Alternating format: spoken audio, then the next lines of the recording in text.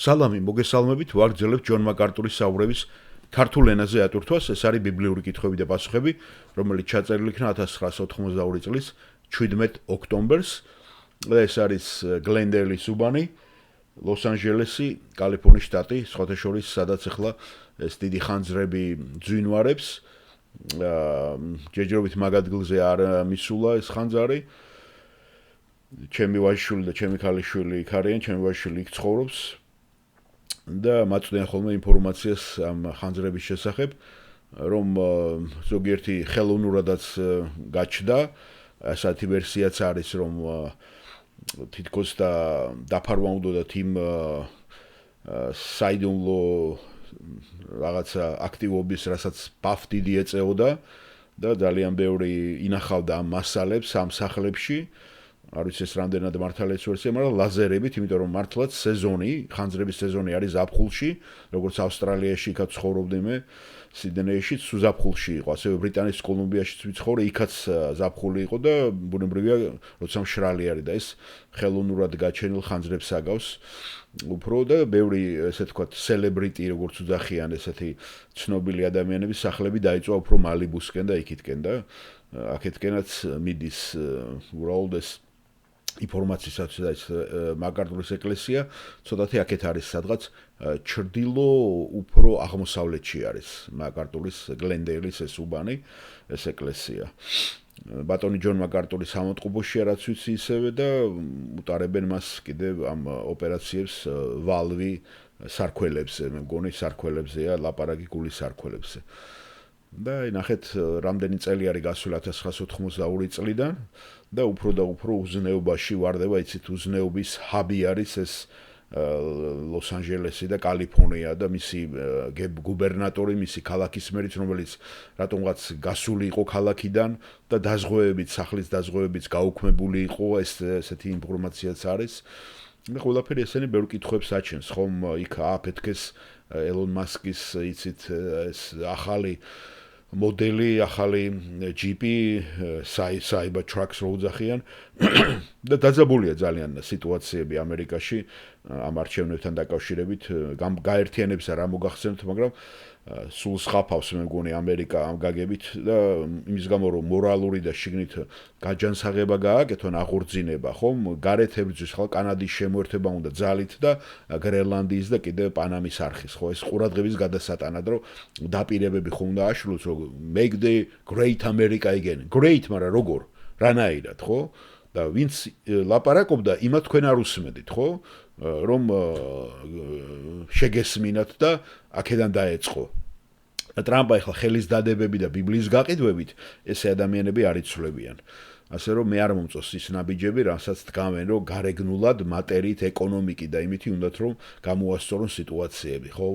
ტარიფები დააწესონ თითქოს ეს გახდის ამერიკას ამას და ისტორიულად გამოღვიძებები როცა იყო ამერიკაში და აღორძინებები ხო იყო ღმერთის სიტყვისთან დაბრუნება ზუსტად როგორც ბიბლიაშია ისრაელი რა დროს იწყებს აღორძინებას და მობრუნებას როცა ღმერთის სიტყვას უბრუნდებიან ანუ ღმერთისკენ შევაქცევენ ზურგი აქვს შექცეული და სახეს მოაბრუნებენ და იწყება მონანიებით და იწყება აღიარებით და მე ამას ჯერჯერობით ვერ ხედავ არც თუ დაბალ დონეზე არამედ მაღალ დონეზეც ვერ ხედავთ ხო ვიღაცა ლიდერებმა რო დაიწყონ ეს და ეს განცხადებები და ეს პოპულისტური მაგისი უფრო უნდა გვეშინოდეს ჩვენ როცა ადამიანები მესიანისტური რაღაცა იდეებით მოდიან როგორც არის ელონ მასკი და თუნდაც ტრამპი ხო ეს სხვათა შორის მაგაზე და აი კითხვა ძალიან საინტერესო არის მოდით მოусმინოთ ამას იმიტომ რომ ეს კითხვები აქტუალურია მუდამ ამ კითხვაზე პასუხი ადრეც გაეცა ქადაგებებშიც ვიცი ისმენდა ჩვენს ნათარ ქადაგებს იქაც არის ნახსენები იმიტომ რომ ერთ-ერთი ძალიან მნიშვნელოვანი საკითხი ხება წყლის ნათლობას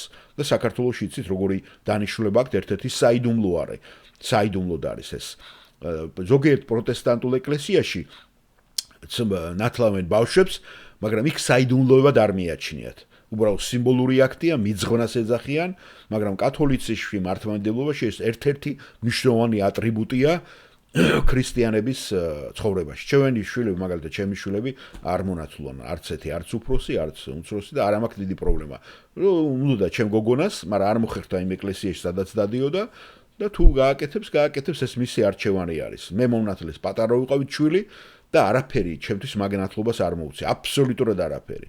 ხო? და ნათლიესთანაც კავშირი მაქვს დაკარგული და ყველაფერი ეს იყო რაღაცა რიტუალი ცარიელი. ხო და აი ამიტომ ბევრს გონია რომ აი ამ ადგილებით ამ მუხლებით რომელიც ახლა მოტანილი იქნება 1 პეტრეს 3:21 რომ წყლით ნათლობა ეს გამართლებულია და იცით რამოდენიმედგან არის წყლის ნათლობაზე საუბარი. და წყლის ნათლობა თითქოს ეს არის სულის ხსნისათვის და აღორძინებისათვის. და ამიტომაც არის რომ არაფერი არ იცვლება მანდა და რიტუალად იქცა ბავშვებიდან, ჩვილებიდან მონათლა ყველა იმ არა ქვია პატრიარქმა და არავინ არ ასწავს კითხვას გაყოლენ რა ცხოვრება ქონდათ მათ ყველას. რა ცხოვრება ქონდათ, ხო?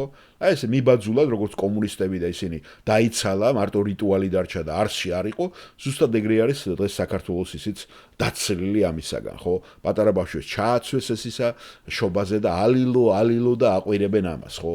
არაფერი მაგითი არ იცვლება. ისე მიტინგზე გარბიან მე ეგ ბავშვები და ეგენი არიან ღამის კლუბებს რო ავსებენ, ეგენი არიან ერთმანეთს რო კლავენ, ერთმანეთს აუპატიურებენ და ასე შემდეგ. და ტურისტებს აუპატიურებენ კიდე და აცდებენ. დიახ, მოусმინოთ აბა რას ამბობს აუდიტორიიდან ირვ 올სენი. მე ვარ ირვ 올სენი და წმინდა წერილი რომლის ახსნაც სულს არის 1 პეტრეს 3:21. სადაც ნათქვამია ამ ნაწილში. მე წავიკითხავ ამას მე-18-დან რომ აზრი შევკრათ. რადგან ერთხელ ქრისტეც მოკვდა ჩვენი ცოდვების გამო, მართალი უმართლოთა გამო, რათა ღმერთთან მივეყვანეთ.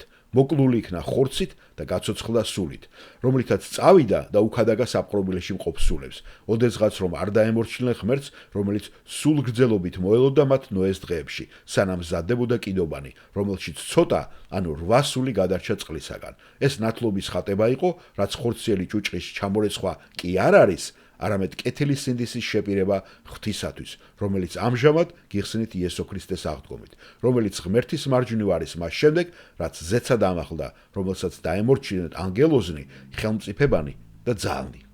და ჯონ მაკარტური პასუხობს: დიახ, მართალია, ამ უხლში ნათქვამია, რომ ქრისტე ერთხელ ევნო და მოკვდა ჩვენი ცოდვებისათვის, მართალი უმართლოებისათვის, რათა ღმერთთან მივეყვანეთ და ასე შემდეგ. და იქ საუბრობს ქრისტეს ხსნის შესახებ და შემდეგ ამბობს, რომ როდესაც მისი სხეული ჯვარზე იყო მკვდარი, მისი სული ცოცხალი იყო. არა სული წმინდა, რომელიც მე-18 ლექსში, არამედ მისი სული. და ის წავიდა და უქადაგა სულებს ციხეში. და მე მჯერა, რომ ეს დემონური არსებები იყვნენ. ეს სიტყვა ქადაგება არის სახარების ქადაგება, ეს არ არის ევანგელიზო, ადრეც გითხარით მე ეს, არამედ ეს არის კერუზო, ტრიუმფის და გამარჯვების გამოცხადება. მე მჯერა, როდესაც ის ჯვარზე კვდებოდა, ეს საოცარი ჭეშმარიტება, როდესაც ის ჯვარზე კვდებოდა, ჯოჯოხეთში და დემონებსაც ეგონათ ჯოჯოხეთში, თითქოს და მათ გამარჯვება მოიპოვეს, იმიტომ რომ ქრისტე მოკვდა ჯვარზე. ასე რომ ზუსტად იმ მომენტში, როდესაც მისი სხეული მკვდარი იყო, იმ დროის განმავლობაში მისი სული ცოცხალი იყო, ნათქვამია მე-18 მუხლში და ის ჩავიდა პირადად ციხეში საპყრობილეში, სადაც ეს დემონური სულები დამწყდეულები არიან. და ქსურთ იცოდეთ, რა სულები იყვნენ ისინი? მე-20 მუხლში ამბობს, რომ ისინი იყვნენ ურჩი, ნოეს დროს ურჩი სულები. და გახსოვთ იმ დღეებში ნოეს დროს ღმერთმა გამოგზავნა წარღვნა, რადგან ღვთისშვილები მივიდნენ კაცთა ქალიშვილებთან, ასე რომ ისინი იყვნენ სულიერი არსებები, რომლებიც თანაცხოვრობდნენ ქალებთან და ქმნიდნენ როზმარის მსგავს შვილებს, ადამიანთა ღმერთების ნაერთს, ნეფელიმებს. და ღმერთმაც ამიტომ გაანადგურა ისინი და ყველა წყალდილობის დროს. ასე რომ ესენი დემონური სულები არიან. ეს არის ყველაფერი, რაც თქვენ ნამდვილად უნდა იცოდეთ ამ ადგილთან დაკავშირებით. და ის შევიდა ამ ადგილას, გამოაცხადა ტრიუმფი დემონების სულებზე, მისი სიკვდილის შუა პერიოდშიც კი. შემდეგ კი საუბარია უკვე კიდობანზე, რომელშიც ადამიანები წყალმა გადაარჩინა. კიდობანი მასში ხდება უკვე სიმბოლო 21 მუხლში, მსგავსი ფიგურა, რომელსაც ახლა ნათლობაც გვიხსნის, მაგრამ ეს არის არა ხორციელი სიბინძურის ჩამორეცხვა ამბობს და სხვა სიტყვებით რომ თქვათ, ის ამბობს, რომ როგორც ის კიდობანი გადარჩა წყალში, ასევე ჩვენ გადარჩებით წყალში, მაგრამ ეს არ არის გარეგნული ფიზიკური წყალი, H2O. ხედავთ ამას? ეს არ არის წყალი, რომელიც რეცხავს ხორცს, ფიზიკურ სხეულს. ეს საერთოდ არ არის, არამედ ეს არის სინდისის გარეცხვა, განწმენდა. ეს არის სინდისის ჩამობანვა, რასაც ის ნამდვილად გულისხმობს. სხვა სიტყვებით რომ თქვათ, ეს სიმბოლური აქტია. როგორც გები წყალმა გადაარჩინა, ისე წყალზე ცურავდა, წყალი იყო მისი ხსნა, ასე რომ ჩვენ გადავრჩებით გარკვეულწილად წყალში ყოფნით, მაგრამ ეს არ არის ფიზიკური ნათლობის წყალი. მაშინ ისმის კითხვა, აბა რა წყალია მაშინ ეს? ნახეთ, ტიტეს 3:5 გვეუბნება, არა სიმართლის საქმეებით, რაც ჩვენ გავაკეთეთ, არამედ მისი წყალობის სამერბ გადავრჩით. და ეს მოდის უკვე, ნახეთ, სულის აღორძინების განბანვით. გასაგებია, ეს არის ჩვენი გულის განბანვა. ახლა თქვენ უბრუნდებით პეტრეს, პავლეს და ერთად მივდივართ ებრაულ კონცეფციასთან, რომელიც ნამდვილად იწყება ახალ ათქმაში, ნიკოდემუსთან. გახსოვთ ნიკოდემუსს რას ეუბნება იესო ქრისტე, რომ თქვენ უნდა ახლიდან ხელახლა ციდან დაიბადოთ. რისგან? წყლისა და სულისაგან. გახსოვთ ხო? და რა არის ეს წყალი? აბა, როგორ გაიგებდა ამას ნიკოდემუსი? ნიკოდემუსი იყო ებრაელი, არ დაგავიწყდეთ. ის ესრაელში მასწავლებელი იყო. ის ძველი აღთქმის ერუდირებული მკვლევარი და მან იცოდა ჯერ კიდევ ეზეკიელის წინასწარმეტყველებაში 36 თავში, როცა ეზეკიელი ამბობს, როდესაც ღმერთი მოვა უნიკალური გზით, ის აპირებს რომ განგმანო თქვენ სუფთა წყლით.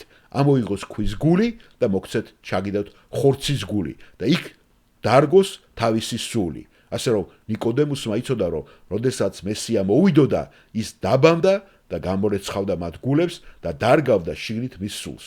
ეს არის ზუსტად იოანეს სახარების მესამე თავის წყალი და სული. ასე რომ წყალი რომელიც ყოველთვის ძველ ათქმაში გარეგნული განწმენდის სიმბოლო იყო შინაგანი განწმენდის შესახებ, ყოველთვის იგივეს აკეთებს ახალ ათქმაშიც. ასე რომ კიდობანის შემდეგ ხდება წყლის მეშვეობით გადარჩენის ფიგურა და ეს წყალი არ არის გარეგნული ნათლობა. პეტრეს ეს მუხლი არგუმენტირებს ნათლობის აღორძინების საწინააღმდეგოდ. კერძოდ ის, რომ წყლის ნათლობით თქვენ ვერ გადარჩევით, არამედ თქვენ გიხსნით თქვენი გულის განწმენდა ღვთისმოქმედებით და ქრისტეს მეშვეობით თქვენი ცოდვების მიტევებით. გასაგებია? დიახ, გასაგებია, გმადლობ ჯონ. და ძალიან კარგი კითხვა იყო და მე დავამატებდი ამას, აი კიდევ ერთი მაგალითი იმისა, რომ ბიბლია განიმარტება ბიბლიით. აი ნახეთ როგორი კლასიკური მაგალითია და ეს არის ჯონ მაკარტურის ალბათ ყველაზე ძლიერი იარაღი, როდესაც ის ყოველთვის ცდილობს რომ შეავსოს გამოტოვებული ადგილები წმინდა წერილის სხვა ადგილებით, რომ თუ სული წმინდამ დაწერა და ჩვენ ვიცით რომ ესე იყო მთელი ბიბლია და ღვთისულიერია, ბუნებრივია ზოგჯერ ჩვენის გვეტყვის პავლეს სპირით, ტიტეს სპირით, პეტრეს სპირით და ყველა ერთს ამბობენ, გესმით? და ივსება მერე და იხყვება. და როდესაც შენ მართლმადიდებელო და კათოლიკო იგნორირებას უკეთებ ამას და საერთოდ არ აკავშირებ და თუ მოგიძებნია თქვენ აბა მოусმინეთ, ეხლა რო ვიღაცები ეხლა ახალგაზრდა ბიჭი რო გამოხდა კიდე ვიღაცა ეს რაღაცა იმას თმეს რომ მოუშვებენ და ქრისტეს მიემსგავსებიან, ხო? მანგოია შტერის არ იყოს, ხო? და რო გამოხდებიან და გვასწავლიან რაღაცებს, გესმით? ან თეოდორ გიგნაძე, გუნდა გურამ ოთხოზორე, იცით როგორ მიხვდებით? ისინი ბიბლიას, ბიბლიეთი არ განმარტავენ. ესენი ვიღაც მამები და იმეებით. და როცა ინტენსიურია ბიბლიის განმარტება ბიბლიური პარალელიზმით, აი ეს არის ცოტა ავსებს და ეს არის კარგი ცოდნა უკვე, გესმით ბიბლიის. ამას როცა აკეთებენ და როცა შენ რაღაცას ქადაგებ და ამ დროს მღვდლებს არ უარყოფ, მღვდლებს ეტენები, ხო, ვიღაცა ახალგაზრდა, ვიღაცა ჟღვინტლიან პიროვნებამ, ხო? და ამას არ აყენებ პირველში, მხილებას არ იწყებ, რასაც იოანე აკეთებს. და მე რეასწავლი, იმიტომ რომ ყველაფერს შენ სამსახურში ჩაგიყებენ, როგორც ფალოსი ქლოუსია თუ ქალოსი არის, ხო? ნათია ქალოსი. ყველა თქვენ სამსახურში ჩაგიყენებენ, ქირიები და ვიღაცეები კიდე. ყველა აბსოლუტურად ჩაგიყენებენ სამსახურში სოდომისტი, რუსი, ეგზარქოსი, კრემლის ეგზარქოსის საქადაგებლად და საპატიცებლად. მიხვდით, მიაბით ერთმანეთს კუდები. თუ იქიდან არ იწყებ და თუ არ იწყებთ, ესე იგი გეშინია. თუ გეშინია, ესე იგი სული წმინდა არ არის შენში. აქედან გამომდინარე, ნოლია შენი ფასი. ნოლი და მე მიყვის, როცა ზოგიერთები აზიარებენ და თავს პროტესტანტებს უძახიან. და ვერ გაურჩევიათ ეს. ვერ გაურჩევით ეს და მარტო იხიბლებიან გარეგნობით, ზოგს მუსიკას ჩაურთავენ და მუსიკას მიაბავენ, გორგოლაჭებიან ტახტერმანით რომ გამოაგორებენ და ეს არის თქვენი ქრისტიანობა. ასე რომ დაფიქრდით, სანადე რაღაცას აზიარებთ და ვის აზიარებთ, ვის უკეთებთ რეკლამას. და საბოლოოდ ეს ხდება რეკლამა, როგორც აგერ კაცი გამოვიდა თავს პროტესტანტად და ულოცავს პატრიარქს და უსურვებს მას მხნეობას და დიდყოფნას. სად როგორ შევადაროთ ეს? როგორ იმასაქვთ, ხო? ასევე ქურდები გახდნენ მართლმადიდებლები, წვერები მოუშვეს, გათეთრენ. ან ქურდი იყავი, ან მართლმადიდებელი, ხო? და ქრისტიანზე ლაპარაკი ზედმეტია. შეიძლება ასოცირებდეს ქურდთან, სიტყვა ქურდთანაც, რომც არ იპარავდე. გესმით? ეს რა მართლმადიდებლობა, ესე იგი შენ გადააკეთე მართლმადიდებლობა. მერად მაგინც აღიყვეცე, რა ელოდები, მას რომ მიაღწევ, რა ქვია, იმის ასაკს როდის მოინათლა ის ჩვენი დათა თუთაშხიეს ავტორი, ხო? ელოდები აუცილებლად მოხუცებულობას? აი ესეთი არის მათი გაგება ძალიან ბევრის, ხო? ისიც უნდა და ესეც უნდა. არც გინდა ის პოპულარობა იმას აქნა, მაშინ მიატოვე და ბერად აღიკვეცე. ამას ამას მართლმადიდებლობა და საერთოდ განუდექი მაგ იმას. ნახე, ესე იგი შენი თავი გიყვარს. კაი ტიპი გინდა რო იყო. სათვალეც გაიკეთო, წერიც მოუშვა, ქურდადაც იწოდებოდე. მარხულობს. პიროვნება მითხრა. მარხულობსო. წარმოგიდგენიათ, ქურდია და მარხულობს და მართლმადიდებელია. აი, ნახეთ რა მივიღეთ ჩვენ. ასე ნუ გიკვირთ მაგ ცხოვრებაში რო არიან. ეს ისე დამატებით თვალსაზრისით შეგიძლიათ აპოკრიფული დაუძახოთ ამას ლიტერატურა.